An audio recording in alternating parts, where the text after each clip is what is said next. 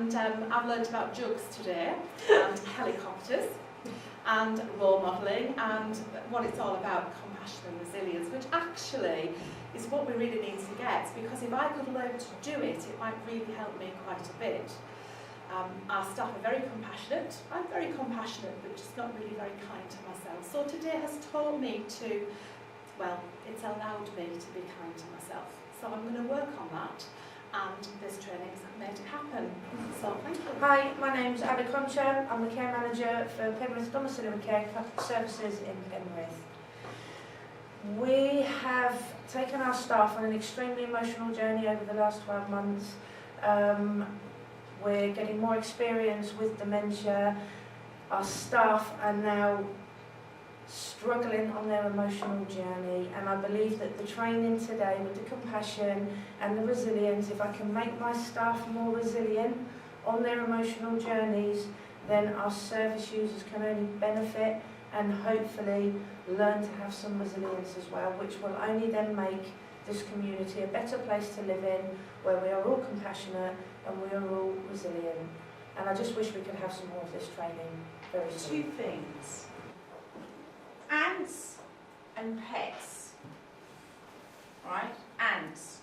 Automatic negative thoughts. How many ants are going through your brain? And can you change those ants to be pets, which are performance-enhancing thoughts? Types of thoughts that you're having. Are the thoughts propelling your behaviour in a certain way, particularly if they're ant thoughts? Okay. And if that's the case, then perhaps you need to think a little bit differently in order to get a pet. The principle behind using a table like this is that it's a bit more enabling, and it helps you to think about things differently and use your rational brain, your thinking brain in this context. So it's about moving from being there in the thick of it, like if you imagine somebody in Afghanistan, an officer in Afghanistan, they're in the thick of it, aren't they? They're looking out and like their emotions, their heart's going like that, and they've got the rifle and they don't know if they're going to get shot upon. To actually lifting up and being the helicopter in surveillance and keeping an eye on the soldiers, and that's what you need to do.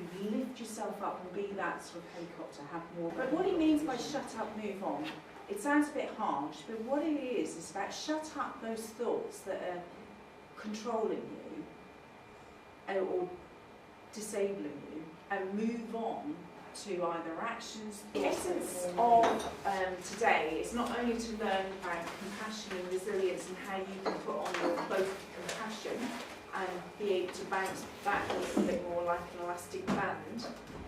It's also about fostering this compassion and resilience in the workplace. Because it's all very well you coming here and thinking, yeah, that was great, thanks Maureen and Jen, but what are you going to do with it? That's the thing, isn't it? You've got to change. So if the workplace needs to change, who's the first person to help change it? Yourself, isn't it? Yeah. Remember I said you were the CEO of your own organisation? How you behave and how you think, your mindset. So this championship model is basically 3 spheres, and for it to work you need to have an equilibrium between each of the spheres. If one area doesn't work, guess what?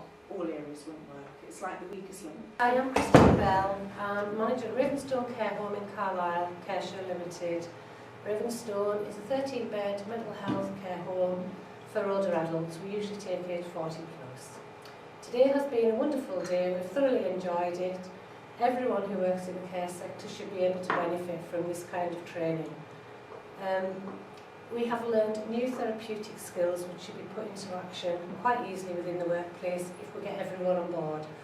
And I feel my managers and my owner of the home, he will back us, and I feel like everybody within the care industry should get an opportunity to do Hi, this. I'm Elizabeth Pike, registered manager from Heversham House. I've thoroughly enjoyed my day.